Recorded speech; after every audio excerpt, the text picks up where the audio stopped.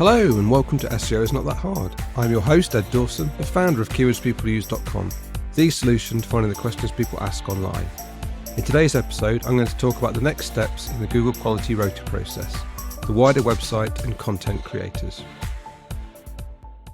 In the last episode, we covered the start of the Google quality rating process that raters go through when evaluating a web page, how they determine the purpose of the page, whether it's beneficial for users or harmful, whether it's a your money, your life, YM, YL topic, and then they identify the parts of the page that are main content, supplemental content, and advertisement content. So if you've not already listened to that one, then I'd strongly suggest you go back and listen to that one first before you come back to listen to this.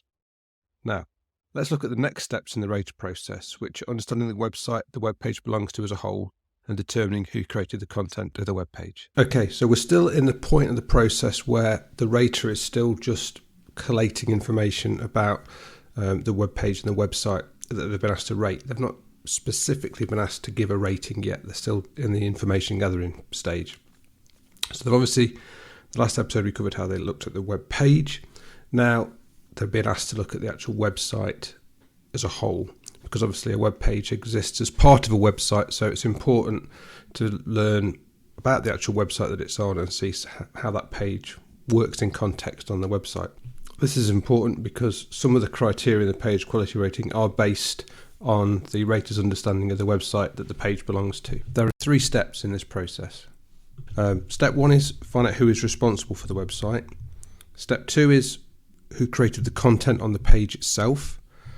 Step 3 is to then look for information about the website and the content creators on the website itself. So step 1, to find out who's responsible for the website, the guidelines tell the rater to go to the website's homepage, and they suggest the ways to find the homepage is, in most cases, to look for the logo or a link in the top of the web page that says home or main, that kind of thing. So it's clear that it's obviously important to have that kind of thing on your site. Most do already, but that is important. And to click that link and to then visit the homepage.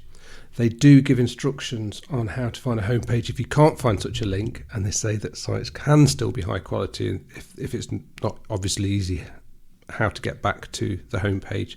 But I think it's clear here that every page should really have an obvious, easy, visible link back to the homepage.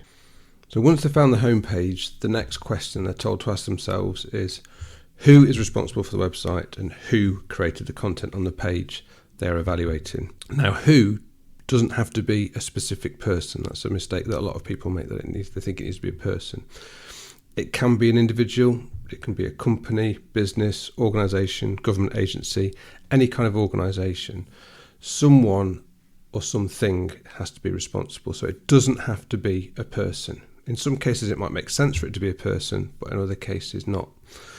For example, if you think about a site like a government agency, that's obviously very authoritative, will have authoritative information, but most of the authors of the content on there won't be actually named people. So it doesn't have to have an author bio or that kind of thing for a page, but it just needs to be clear for anyone on that page who the organisation is that's responsible for this.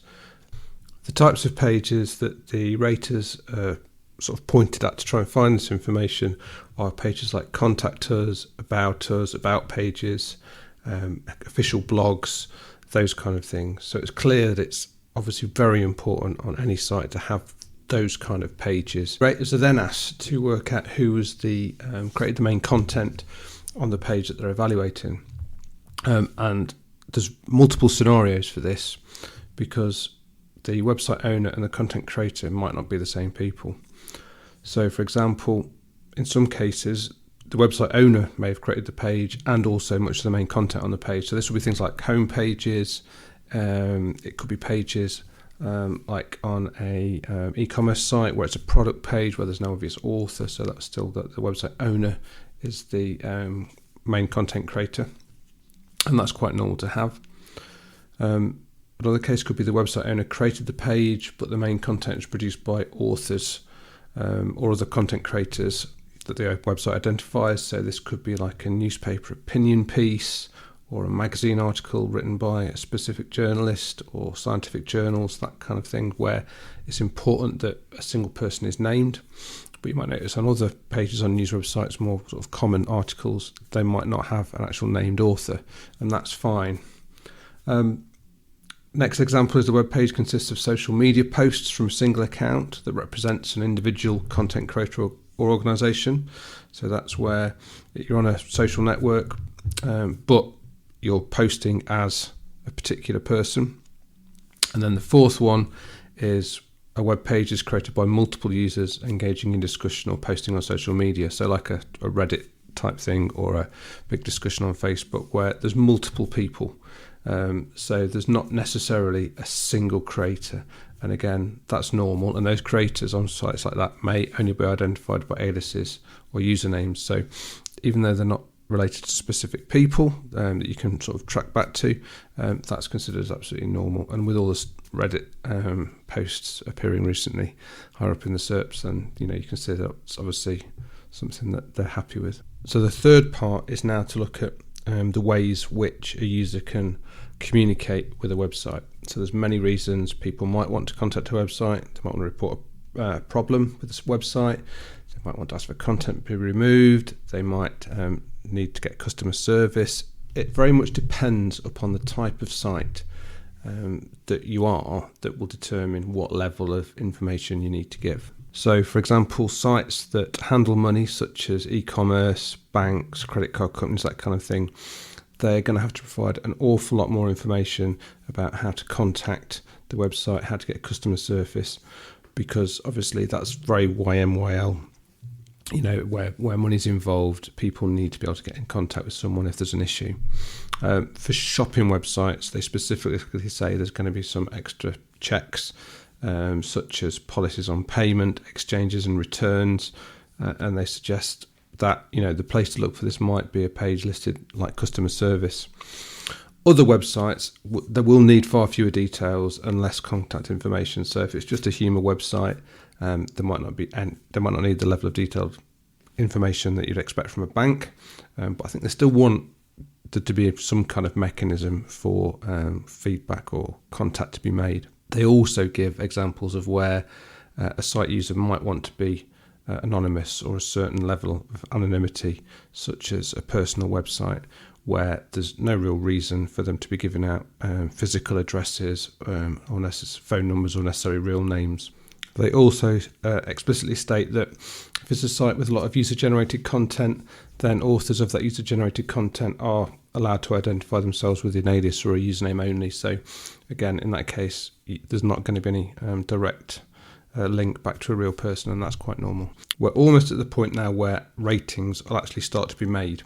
But let's just recap what we've come to so far, what the actual rater's been asked to look so far. So they've determined the purpose of the web page, whether it's beneficial or harmful, whether it's your money, your life topic, and the parts of the page which are main content, supplemental content and advertisement content. They've also looked at the website that the page belongs to in greater detail, with things such as who's responsible for the website, who created the main content on the page itself. They've looked for information about the website itself and the actual content creators. They've also looked at how to contact the website, what kind of details are relevant for this type of page. So they've now got an overview of the page itself and also how it sits within the website that it belongs to and some information about that website. So the next step is now going to be where they'll start to actually rate elements of the page and the content creator specifically, and we'll cover those in the next episode. Thanks for listening, I really appreciate it. Please subscribe and share, it really helps. SEO is Not That Hard is brought to you by keywordspeopleuse.com, the solution to finding the questions people ask online. See why thousands of people use us every day. Try it today for free at keywordspeopleuse.com. If you want to get in touch or have any questions, I'd love to hear from you. I'm at Channel 5 on Twitter. Or you can email me at podcast@keywordspeopleuse.com. Bye for now, and see you in the next episode of SEO is Not That Hard.